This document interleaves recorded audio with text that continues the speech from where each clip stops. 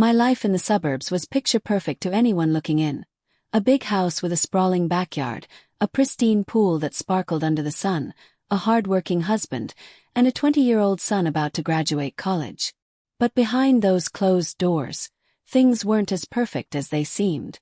My husband Mike spent most of his time at work, and when he was home, he was glued to his phone or TV. The warmth we once shared had turned cold over the years, leaving me feeling invisible in my own marriage. It was a Saturday afternoon in early summer when I first noticed Marcus.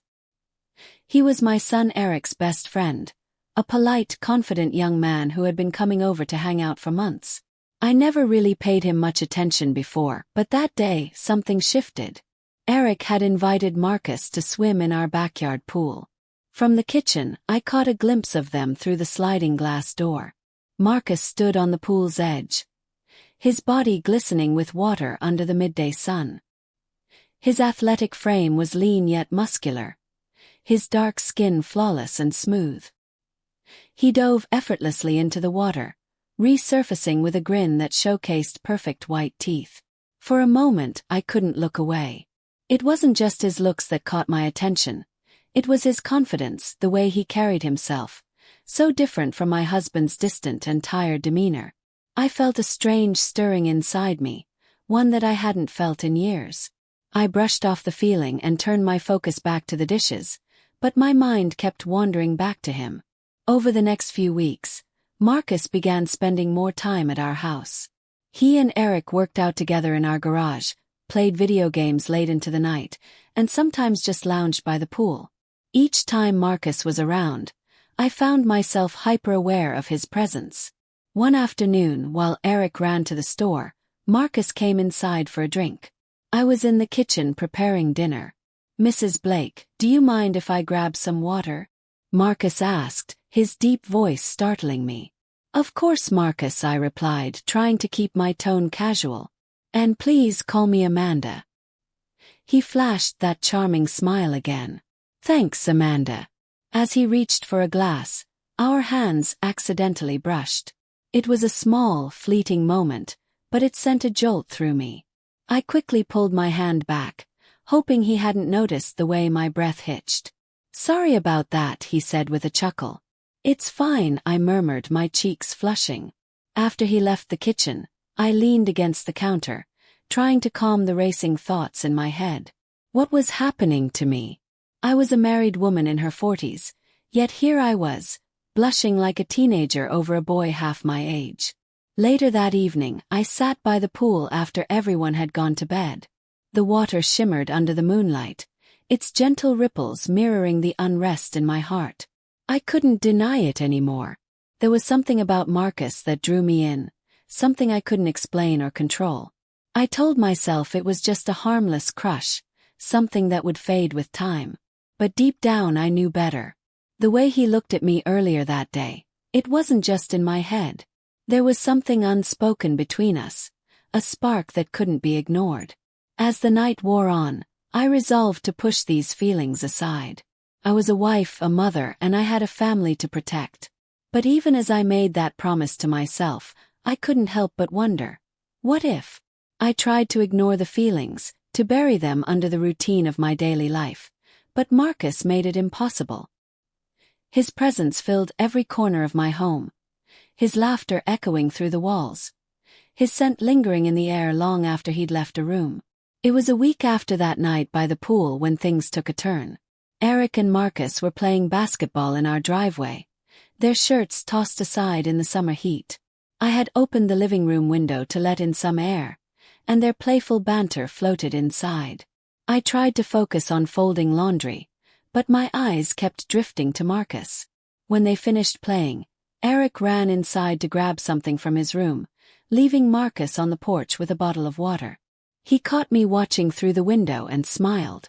It wasn't just a friendly smile, it was knowing, like he could see right through me. My heart raced, and I quickly looked away, pretending to busy myself with the laundry. "Nice day, isn't it?" Marcus's voice startled me. He was standing just outside the window now, leaning casually against the frame. "Yes, it is," I replied, trying to keep my voice steady. You should come outside more, Mrs. Blake. Get some sun, he said. His tone light but laced with something I couldn't quite place. I'm fine right here, but thank you, I said, forcing a smile before turning away. But his words lingered. It wasn't just the suggestion, it was the way he said it, like he was challenging me. Later that evening, I found myself alone in the kitchen, cleaning up after dinner. Marcus walked in, his footsteps soft on the tile. Need any help? He asked, his voice low and smooth. No, I've got it, I replied, avoiding his gaze. But he didn't leave. Instead, he leaned against the counter, watching me. You work too hard, you know that. I paused, the plate in my hand forgotten. No one had said anything like that to me in years. It's just what I do, I said with a small shrug. Well, maybe someone should take care of you for a change, he said. His eyes locking with mine. My breath caught. There it was again, that spark, that unspoken tension between us. I knew I should walk away, say something to end this. But I couldn't. I was frozen, caught in his gaze like a moth to a flame. Before I could respond, Eric came into the room, breaking the moment. Marcus straightened up, his easy smile returning. Thanks for dinner, Mrs. Blake, he said before walking out with Eric. But his words hung in the air, heavier than I wanted to admit. The next few days were a blur of stolen glances and fleeting touches. Once, in the kitchen, our hands brushed again, and this time, neither of us pulled away immediately. Another time, while walking past him in the hallway, his arm grazed mine, sending a shiver down my spine. I knew this was dangerous. I was walking a fine line, and one wrong step could destroy everything. But the more I tried to resist, the more I found myself drawn to him. One afternoon, while Eric was out running errands, Marcus stayed behind. I was sitting on the patio, sipping iced tea when he joined me. Mind if I sit? He asked. Of course not, I replied, trying to sound casual. For a while, we sat in silence, the only sounds the chirping of birds and the distant hum of traffic. Then he turned to me. You seem different lately. Everything okay? I hesitated, unsure how to respond. Just a lot on my mind, I said finally. If there's anything I can do. His voice trailed off, but the implication was clear. I looked at him, really looked at him, and in that moment I felt something shift. It wasn't just attraction anymore. It was a longing, a need to feel alive again. Sometimes one decision can change everything. Will Amanda give in to her desires, or will she step back from the edge? Like and subscribe to follow this gripping tale of passion and betrayal. The moment I gave in was inevitable, though I had spent weeks convincing myself otherwise. It was a humid Friday evening, and Mike and Eric had gone to a baseball game in the city. The house was unusually quiet, the kind of quiet that lets your thoughts wander into dangerous territory. Marcus stayed behind that night, saying he wasn't a fan of baseball. I didn't question it. Part of me was relieved he stayed. Part of me was terrified. I was sitting on the couch with a book, though I couldn't focus on a single page. Marcus appeared in the doorway, his tall frame silhouetted against the dim hallway light. Mind if I join you? He asked, holding up a glass of water. Of course, I said, my voice barely above a whisper. He sat beside me, closer than he ever had before. The air between us felt electric, charged with the tension we had been dancing around for weeks. You seem nervous, he said after a moment, his voice soft. I'm fine, I lied, though my hands trembled slightly as I turned the page of my book. He reached out and gently took the book from my hands, placing it on the coffee table. Amanda, you don't have to pretend with me. Hearing him say my name like that, without the formalities, without the pretense, sent a shiver through me. I turned to face him, my resolve crumbling under the weight of his gaze. I can't, I started, but the words caught in my throat. You can, he said, his voice steady and sure. I know you feel it too. And in that moment I stopped thinking. I stopped worrying about right or wrong, about the consequences that would come crashing down. I leaned in and he met me halfway. When our lips touched, it was like the floodgates opened. Weeks of suppressed desire came rushing out, consuming us both. His hands were strong yet gentle as they cupped my face, pulling me closer. I melted into him, forgetting everything except the way he made me feel. The hours that followed were a blur of passion and guilt. We moved from the couch to the bedroom, where I had spent so many lonely nights wondering if my husband even noticed me anymore. Now someone did. But as the night wore on, reality began to creep back in. I lay beside Marcus, staring at the ceiling, my mind racing. What had I done? "This can't happen again," I said quietly, though I didn't believe the words even as I spoke them. "I don't think you mean that," Marcus replied, his voice calm and confident. I turned to face him, searching for some hint of doubt or hesitation in his expression. There was none. He reached out, brushing a strand of hair from my face. "You deserve to feel this way, Amanda. Don't let anyone tell you otherwise." His words were a balm to my wounded heart, but they couldn't erase the guilt that had already taken root. Over the next few weeks, our secret affair continued. We stole moments whenever we could, when Eric was out, when Mike was working late.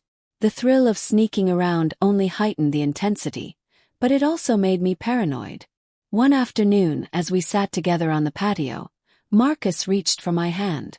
I pulled away quickly, glancing nervously toward the house. "Relax," he said with a smirk. "No one's home." "That's not the point," I whispered, my eyes darting to the windows. But it wasn't just the fear of being caught that gnawed at me. Every time we were together, I felt myself slipping further away from the person I used to be. The first crack in our secret came one evening when Mike found Marcus's hoodie draped over the back of a dining chair. "Did Marcus leave this here?" he asked casually. "Yes," I said quickly, my heart pounding. "He must have forgotten it after dinner." Mike raised an eyebrow but didn't press further. Still, the encounter left me shaken. How long before he started asking more questions? The answer came sooner than I expected. It was a warm Sunday afternoon, and the house was full of the usual noise. Eric and Marcus laughing in the backyard, Mike flipping channels in the living room, and me pretending everything was fine as I set the table for dinner. But everything wasn't fine. I had crossed a line that couldn't be uncrossed, and the weight of my secret was beginning to crush me. Every time I looked at Mike, guilt twisted in my stomach like a knife. Every time I saw Eric, I felt like the worst mother in the world. Marcus caught my eye through the kitchen window, giving me a small, knowing smile. My heart skipped a beat, and I quickly looked away. I had to end this. I had to stop before it all came crashing down. But fate had other plans. It happened that evening. Mike had stepped outside to take a phone call, and Eric was upstairs showering after their swim. Marcus and I were alone in the kitchen, the tension between us thick enough to cut with a knife. "I can't do this anymore," I whispered, my voice trembling. He stepped closer, his hand brushing against mine. "You don't mean that." "I do," I insisted, though my resolve wavered as he looked at me. "This is wrong, Marcus. It has to stop." Before he could respond, the back door opened and Mike walked in. For a moment, I thought we'd managed to compose ourselves. But then his eyes narrowed, flicking between Marcus and me. "What's going on here?" he asked, his tone sharp. "Nothing," I said quickly, my voice too high-pitched to be convincing. Mike's gaze lingered on me, then shifted to Marcus. "Eric's friend or not, you'd better explain yourself, kid." Marcus hesitated, clearly caught off guard. Before he could speak, Eric appeared in the doorway, his hair still damp from the shower. "What's going on?" he asked, looking between us. The silence stretched, heavy and oppressive. Then, to my horror, Mike turned to Eric. "How well do you really know your friend, son?" "Dad, what are you talking about?" Eric asked, frowning. Mike didn't answer immediately. Instead, he looked at me, his eyes filled with a mix of suspicion and betrayal. "Amanda," he said, his voice sharp and unforgiving, "is there something you want to tell me?" I opened my mouth, but no words came out. The truth clawed at my throat, desperate to escape, but I couldn't bring myself to say it. It was Marcus who finally broke the silence. "Mr. Blake, I think there's been a misunderstanding." "Don't lie to me." Mike roared, slamming his hand down on the counter. The room erupted into chaos. Eric demanded answers, Marcus tried to explain, and Mike's fury turned on me. By the time the dust settled, the truth was out. Eric stormed out of the house, his face a mask of disbelief and anger. Marcus left shortly after, his usual confidence replaced by a look of shame. Mike and I were left alone in the kitchen, the silence between us deafening. "How long?" he asked finally, his voice hollow. I couldn't meet his eyes. "A few weeks," I admitted, my voice barely above a whisper. He laughed bitterly, running a hand through his hair. "A few weeks? With our son's best friend? God, Amanda, what were you thinking?" "I wasn't," I said, tears streaming down my face. "I was lonely, Mike. You've been so distant and I—" "Don't you dare blame this on me," he snapped, cutting me off. "You made this choice, not me." He stormed out, leaving me alone with my guilt and regret. The aftermath was a nightmare. Eric refused to speak to me, and Mike moved into the guest room. The house felt like a war zone, every interaction charged with anger and hurt. Marcus stopped coming around, and I couldn't blame him. His friendship with Eric was over, and any chance of repairing my family seemed impossible. I spent my days trying to piece my life back together, but the damage was done. Trust, once broken, is nearly impossible to rebuild. Months later, I'm still living with the consequences of my actions. Mike and I are in therapy, though it's unclear if our marriage will survive. Eric has started to forgive me, but our relationship will never be the same. As for Marcus, he's moved on. I saw him once at a coffee shop, and we exchanged a brief, awkward glance before he turned and walked away. I've learned a hard lesson. A moment of weakness can destroy a lifetime of trust. Life is full of choices, and some can change everything in an instant. If you want more gripping emotional stories like this one, be sure to like and subscribe. There's always another tale waiting to be told.